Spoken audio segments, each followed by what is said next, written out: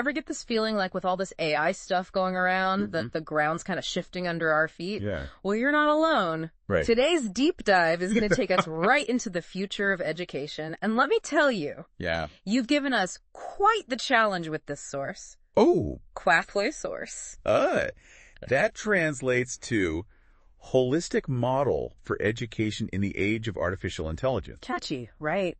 It is. Yeah, and it's by an Israeli education expert. And let me tell you, this isn't just another book about technology. It really captures the almost Alice in Wonderland feeling of this moment in time. Okay, so we're falling down the rabbit hole. Yes. But with lesson plans instead of tea parties. Exactly. All right. I'm intrigued, but I definitely relate to that feeling of what even is education anymore with AI getting so smart. Precisely. And the author uses the current situation in Israel, which they describe as being in a constant state of flux. Oh, okay. Facing teacher shortages and grappling with a lot of distrust in the education system is a key example. So imagine trying to revamp a whole school system while the world feels like it's upside down. Yeah. That's a lot to handle. This isn't just some theoretical future for them, is it? It sounds like they're living through the chaos that AI is bringing to education right now. Absolutely. And it pushes the author to make a pretty bold claim. They suggest that by 2040, traditional schools as we know them might be a thing of the past. Okay. Replaced by what they call education villages. Villages. Okay, now you have to tell me more about these education villages. Sure. Because that just sounds like a huge departure from anything we're used to. Yeah. Okay. It is a big change. So paint me a picture here. What does an education village actually look like? Is it literally a village? Well, not exactly a village with a town square and a general store. Okay, good, because that's kind of what I was picturing. Right. But it's more of a concept, really. But it's grounded in this idea that learning shouldn't be confined to just a school building, right? Okay. Think community centers, parks, libraries, online platforms, all sort of becoming part of this village ecosystem. Okay, I'm starting to get it. So instead of school being this place you go, it's more like it's woven into just the fabric of daily life. Does that mean no more classrooms or teachers? Not exactly. The author introduces us to this character named Yale, who's a teacher in this future village. Okay. But she's not alone. She's got AI assistants. Oh. Oliver, okay, who's a physical robot. Okay. And Nemo, who is a sort of virtual helper, AI assistants for teachers. All right. Now, this is where it gets really interesting. What do these AI, sidekicks actually do? All right. So imagine you're a student. Right. And you're working on a project. Maybe you're designing a community garden. Okay. Oliver could be right there with you, helping you analyze the soil conditions. Yeah.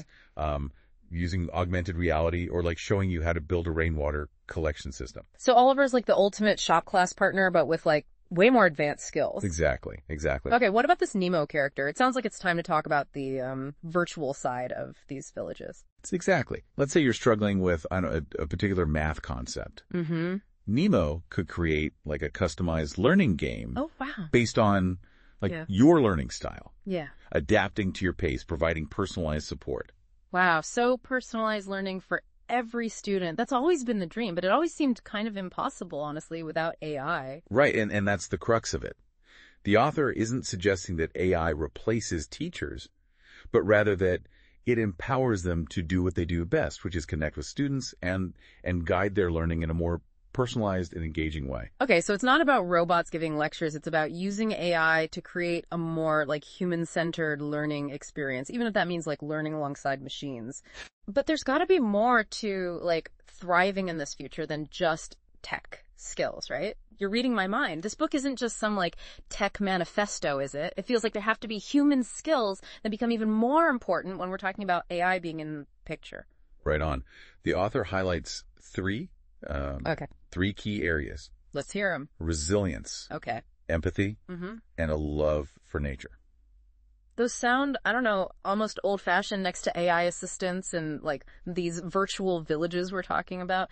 Tell me more about why these things matter so much in this future. Well, think about it. AI is going to bring a lot of changes to our world, right? Yeah. And they're going to be happening really fast. Right. So kids are going to need resilience to be able to adapt and thrive in that kind of environment. Empathy.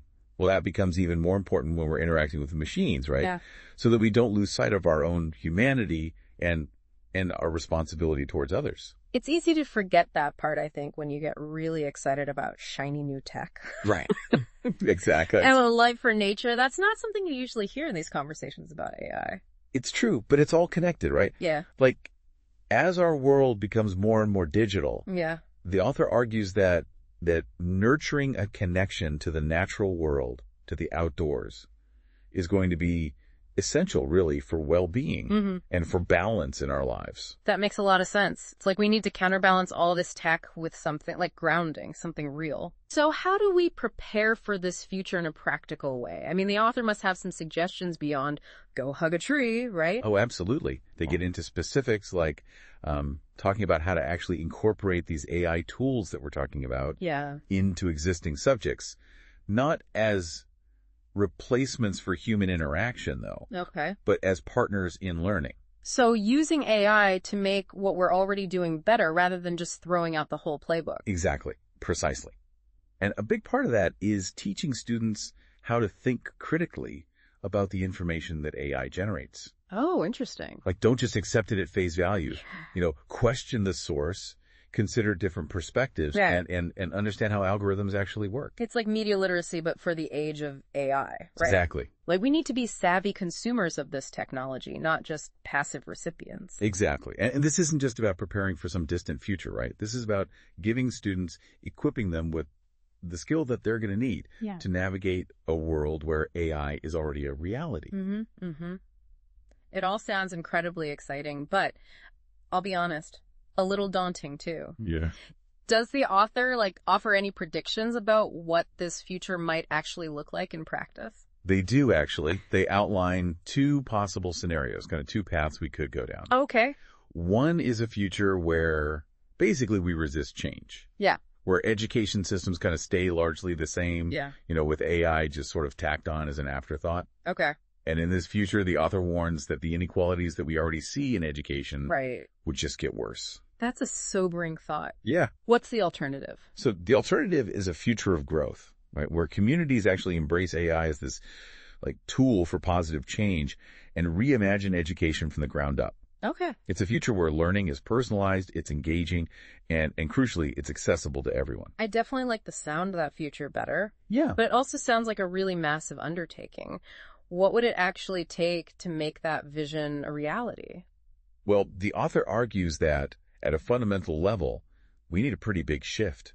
We need to move away from these rigid top-down education systems toward models that are more agile and community-driven that can adapt to this constantly evolving landscape of AI. So less bureaucracy, more collaboration. It sounds like educators would need to be on board with the shift as well. 100%. The author really stresses how important it is for educators to get comfortable using AI tools, not just as add-ons to what they're already doing, but as integral parts of their teaching practice. And that needs, that requires proper training, support, resources. It's about empowering educators, not replacing them. Yeah. Making sure they have the knowledge and the confidence to use AI effectively in the classroom. Precisely. And that's where policymakers come in. The author calls for clear guidelines and regulations around the use of AI in education, right? To make sure that it's being used responsibly, ethically, and that everybody benefits, not just a select few. So a multifaceted approach is really key here. It sounds like we need buy-in from educators, policymakers, and communities to really create this educational landscape that embraces what AI can do, but without losing that, essential human element at the core of it all. Exactly. And that actually brings us to the author's final point. Okay. And perhaps the most thought-provoking. Okay. The biggest change we need might not even be technological. Oh. It might be a shift in our mindset. All right, I am hooked. Tell me more about this mindset shift. So the author challenges us to move beyond this fear of AI that a lot of people feel, right? And instead try to see it as this really powerful tool that we can use to empower students and educators. And they ask us to really imagine a future where AI doesn't replace teachers, but it actually frees them up to do what they do best, to inspire, to guide, to nurture a love of learning in their students. That's a really powerful vision, and honestly, a great note to end on. It sounds like the future of education isn't really about like algorithms or robots. It's about using this technology, using AI to reimagine what learning can be and make it more human, more equitable, and honestly just more engaging for everyone. Couldn't have said it better myself. Uh-huh. This book definitely gave us a lot to unpack, and honestly, I feel like it sparks more questions than it answers. Which is exactly what a good deep dive should do. So for our listeners who want to, explore these ideas further, and I have a feeling that's all of you, we'll be sure to link to Que Picto on El Camino, Mikkel Danba, in the show notes. It's a really fascinating read, even if you don't speak Hebrew. Until next time, keep those minds open and keep asking those big questions. We'll see you on the next deep dive.